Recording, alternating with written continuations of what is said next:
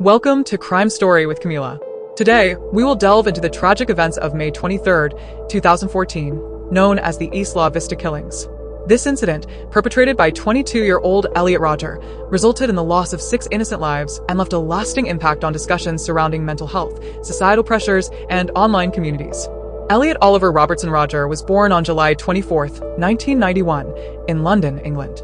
He was the son of Peter Rodger, a British filmmaker and assistant director for the film The Hunger Games, and Lee Chin Rodger, of Malaysian Chinese descent.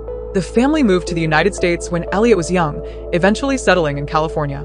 Rodger's childhood appeared relatively privileged on the surface, but his social experiences revealed deeper struggles. Described by peers as shy and reserved, Rodger often had difficulty forming relationships, particularly with other boys. He was known to be introspective and spent much of his time alone, immersing himself in video games, reading, and fantasy worlds. His family noticed his struggles early on, including issues with self-esteem and social interaction. These difficulties became more apparent during his teenage years when he reportedly felt increasingly alienated from his peers. Despite attending several schools, including private institutions like Crespi Carmelite High School and Taft High School, Rodger experienced bullying and exclusion. Rodger's struggles with mental health were also evident during this time. He was diagnosed with high-functioning autism spectrum disorder, Asperger's syndrome, at a young age, which may have contributed to his difficulty navigating social relationships.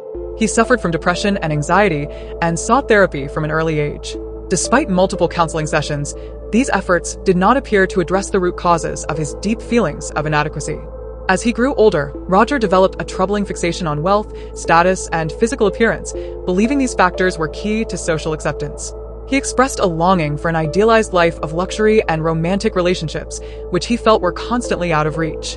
His frustrations began to manifest in more overtly negative ways, particularly through feelings of resentment toward others he perceived as more successful or desirable. By his early 20s, Rodger's sense of isolation and entitlement had solidified into a dangerous worldview. He blamed his loneliness and lack of romantic success on societal rejection, particularly by women, whom he viewed as deliberately excluding him.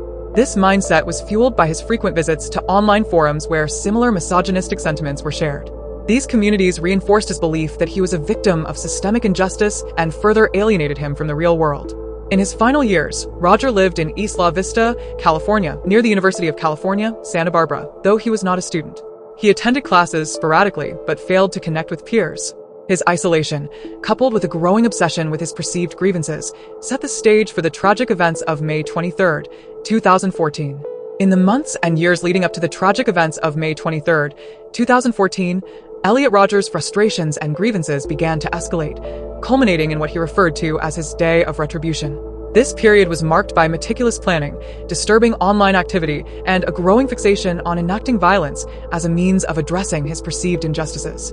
Rodger authored a 137-page manifesto titled My Twisted World, which outlined his life experiences, struggles, and grievances in extensive detail.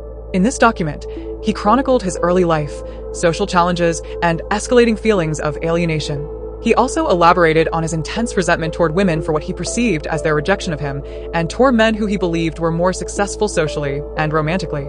The manifesto revealed a deeply narcissistic and entitled mindset, where Rodger placed the blame for his unhappiness squarely on others, viewing himself as a victim of societal injustice. Rodger also used the manifesto to meticulously outline his plans for the attack, referring to it as his day of retribution. He described his intention to punish women for not being attracted to him and to target those he considered to be symbols of societal privilege and success. His writing showcased a chilling level of premeditation, detailing the weapons he planned to use, the locations he intended to target, and his ultimate goal of creating widespread terror. Rodger's online presence in the months leading up to the attack was another key indicator of his deteriorating mental state. He was active in forums and communities that espoused misogynistic and incel, involuntary celibate ideologies. These spaces often served as echo chambers, reinforcing and amplifying Rodger's negative beliefs about women and society. He frequently posted on platforms where he expressed his frustrations, anger, and feelings of entitlement. One of the most concerning aspects of his online activity was a series of YouTube videos he uploaded in the weeks before the attack. In these videos, Rodger presented himself as a misunderstood and overlooked individual who was unfairly denied the life he believed he deserved. In his final video, titled Elliot Rodger's Retribution, he directly addressed his intentions, blaming women for his loneliness and announcing his plan to exact revenge. Rodger began preparing for his attack well in advance. Over the course of several months, he legally purchased firearms, including 3 semi-automatic handguns, 2 Glock 34s, and a Sig Sauer P226. He also purchased a significant amount of ammunition. Despite his history of mental health struggles, Rodger faced no significant barriers in acquiring these weapons due to a lack of formal mental health documentation that would have flagged him during background checks. In addition to arming himself, Rodger practiced shooting at gun ranges and familiarized himself with his weapons. He also compiled a detailed checklist of items he would need for his attack, including knives, clothing, and supplies for his planned spree. Rodger's isolation became increasingly apparent during this time. He lived alone in an apartment in Isla, Vista, California, and had little meaningful interaction with others. His family, while aware of his struggles, did not fully grasp the extent of his planning. His parents had been concerned about his behavior for years and even attempted to intervene by encouraging therapy and medication. At one point, his mother contacted the police after discovering his disturbing online videos, but when law enforcement conducted a welfare check in April 2014, they found no cause for concern. Rodger was polite and cooperative during the visit, and the officers did not search his apartment or inquire further. On May 23, 2014, Elliot Rodger carried out his meticulously planned attack in Isla Vista, California, near the University of California, Santa Barbara. The spree, which would later be called the Isla Vista Massacre, unfolded in 3 phases: the initial murders in his apartment, a series of drive-by shootings, and vehicular assaults. The events took place over a span of approximately 10 minutes, leaving 6 people dead, 14 others injured, and an entire community in shock. The attack began in the afternoon when Rodger killed his 3 roommates in the apartment they shared. Using a knife, he brutally stabbed George Chun, 19, Chung Yuan James Hong, 20, and Wei Han David Wong, 20. Autopsy reports later revealed that each victim had been stabbed multiple times, indicating the ferocity of the attack. Rodger detailed this part of his plan in his manifesto, referring to it as the beginning of his day of retribution. He intended to eliminate his roommates to prevent them from interfering with the rest of his plan. This act of violence was the first indication of the horrors that would unfold later that evening. Rodger left his apartment in his black BMW, armed with 3 semi-automatic handguns and hundreds of rounds of ammunition. He had preloaded multiple magazines to ensure he could carry out a sustained attack. Before heading to the streets, Rodger emailed his manifesto, "My Twisted World," to family members, acquaintances, and his therapist. This email also served as a warning, giving a chilling glimpse into his motives and intentions. Rodger drove to the Alpha Phi sorority house, which he referred to in his writings as a den of beautiful women. He had long harbored resentment toward women, particularly those he perceived as rejecting him romantically and sexually.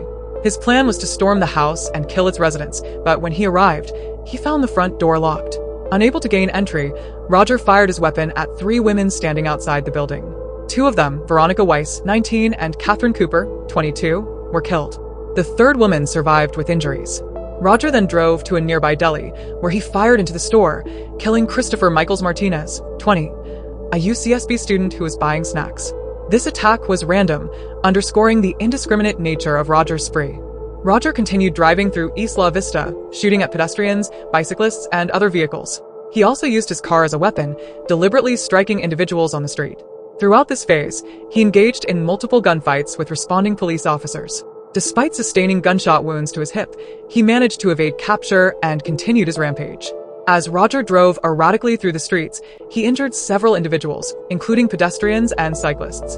The chaos spread quickly, and many residents were left scrambling for safety. Witnesses later described scenes of sheer terror as Rodger's car sped through the streets while gunshots rang out. The massacre came to an end when Rodger's car collided with a parked vehicle after he had sustained gunfire from police. When officers approached the scene, they found him dead inside the vehicle from a self-inflicted gunshot wound to the head. Inside the car, police discovered the 3 handguns, additional ammunition, and knives. In total, Elliot Rodger's attack claimed the lives of 6 victims and left 14 others injured. The victims ranged in age from 19 to 22, and all were either students or residents of the Isla Vista community. The randomness of the attack amplified its impact, leaving a lasting scar on the town. Rodger's day of retribution marked the culmination of years of planning, entitlement, and hatred. His actions were not only a devastating tragedy for the victims and their families, but also sparked widespread discussion about mental health, gun control, and misogyny in society. The Isla Vista massacre remains a stark reminder of the dangers of unaddressed grievances and the potential consequences of enabling access to weapons by individuals with violent tendencies. The Isla Vista massacre sent shockwaves across the nation, leaving a community in mourning and sparking critical conversations about gun control, mental health, misogyny, and the influence of online hate groups. The tragic events prompted a variety of responses from families, lawmakers, activists, and the public as people sought to understand the causes behind the attack and prevent future tragedies. In the days following the massacre, the University of California, Santa Barbara, held memorials and vigils to honor the 6 victims: George Chun, Cheng Yuan, James Hong, Wei Han, David Wong, Veronica Weiss, Catherine Cooper, and Christopher Michaels Martinez. Thousands of students, faculty, and community members came together to grieve and support one another. The university also provided counseling services to help students and staff cope with the emotional toll of the tragedy. The parents of the victims became vocal advocates for change. Richard Martinez, the father of Christopher Michaels Martinez, emerged as one of the most prominent voices. He delivered a heart-wrenching speech, condemning the ease with which his son's killer was able to obtain firearms. His plea, "Not one more," became a rallying cry for gun control advocates across the country. The massacre reignited debates about gun control in the United States. Despite Rodger's history of mental health struggles and concerning behavior, he was able to legally purchase 3 semi-automatic handguns and over 400 rounds of ammunition. Advocates for stricter gun laws pointed to these facts as evidence of systemic failures in background check processes and firearm regulations. In response to the tragedy, California passed new legislation, including the Gun Violence Restraining Order, GVRO, law, also known as a red flag law. This law allows family members, law enforcement, and others to petition courts to temporarily remove firearms from individuals deemed a risk to themselves or others. It was seen as a step forward in preventing similar tragedies, though critics argued that more comprehensive reforms were needed on a national level. The case also highlighted gaps in mental health systems and law enforcement procedures. Despite warning signs, such as Rodger's disturbing YouTube videos and his family's concerns, the welfare check conducted by police just weeks before the attack failed to uncover the severity of his intentions. Rodger's ability to appear composed during the check allowed him to evade further scrutiny. This failure prompted calls for better training for law enforcement to recognize warning signs of potential violence and for improved communication between mental health professionals, families, and authorities. Advocates emphasized the need for proactive mental health interventions and more resources to support individuals struggling with severe psychological issues. Rodger's attack brought attention to the toxic subculture of the involuntary celibate incel community, which Rodger identified with. In his manifesto and videos, he repeatedly expressed anger toward women for not being attracted to him and toward men he saw as more successful. His rhetoric reflected deep-seated misogyny and entitlement, which resonated with members of online communities that share similar grievances. In the aftermath, these online spaces came under scrutiny for fostering hatred and encouraging violence. Social media platforms and websites hosting such content faced pressure to take stronger action against hate speech and extremism. The massacre also prompted broader conversations about societal attitudes toward gender, relationships, and entitlement, challenging individuals and institutions to address misogyny at its roots. The families of the victims have worked tirelessly to ensure their loved ones are not forgotten. Richard Martinez's advocacy led to the formation of the Everytown for Gun Safety movement, which continues to campaign for gun reform. Other families have also championed causes related to mental health and victim support, turning their grief into a force for change. UCSB established scholarships and memorials in honor of the victims, ensuring their memories would live on. The tragedy became a catalyst for students and activists across the country to rally for policy changes, creating a legacy of action in the wake of immense loss. The Isla Vista massacre remains a case study in the intersection of mental health, gun violence, and societal issues such as misogyny and online radicalization. While progress has been made in some areas, the tragedy continues to serve as a reminder of the work still needed to address the systemic failures that allow such events to occur. The heartbreaking loss of life on May 23, 2014, will forever weigh heavily on the Isla Vista community and the nation. Yet, through advocacy, reform, and remembrance, the victims' families and supporters strive to ensure that their deaths were not in vain and that steps are taken to prevent similar tragedies in the future. Rodger's actions were the culmination of years of mental health challenges. Diagnosed with Asperger's syndrome, he struggled with social interactions, isolation, and severe emotional distress. His manifesto and online presence highlighted an escalating sense of entitlement, resentment, and frustration, particularly toward women and those he envied for their perceived success. Rodger's narcissistic tendencies and belief in his own superiority fueled his hatred. He viewed his inability to form romantic relationships as a personal injustice, blaming others rather than examining himself. This psychological rigidity and inability to cope with rejection intensified his anger and contributed to his violent fantasies. While Rodger was receiving therapy and had been flagged by his parents as a potential danger, his case highlights the challenges of addressing mental health issues in individuals who are resistant to help. It also underscores the limitations of current mental health systems in identifying and treating individuals with violent ideation. Rodger's misogynistic beliefs and self-identification as part of the incel, involuntary celibate, community were central to his motivations. His manifesto is replete with language that dehumanizes women, portraying them as objects of desire who owe him attention and affection. This entitlement is a hallmark of the incel ideology, which often glorifies violence against women as retribution for perceived rejection. Rodger became a figurehead in these toxic online communities, where his actions were lauded by some as heroic. This glorification raises significant concerns about the role of the internet in radicalizing individuals. Online forums that perpetuate hatred and normalize violence against women create echo chambers where extreme ideologies are amplified. The implications for public safety and societal well-being are profound, highlighting the need for stronger regulation of such spaces. The Case of Elliot Rodger is a painful reminder of the consequences of unaddressed mental health struggles, societal indifference to misogyny, and systemic inadequacies. While the tragedy cannot be undone, it has served as a wake-up call, spurring advocacy and reform efforts in multiple areas. By learning from these failures and addressing the underlying issues, society can work toward a future where such senseless violence becomes a thing of the past. Thanks for watching. For more interesting videos, please subscribe.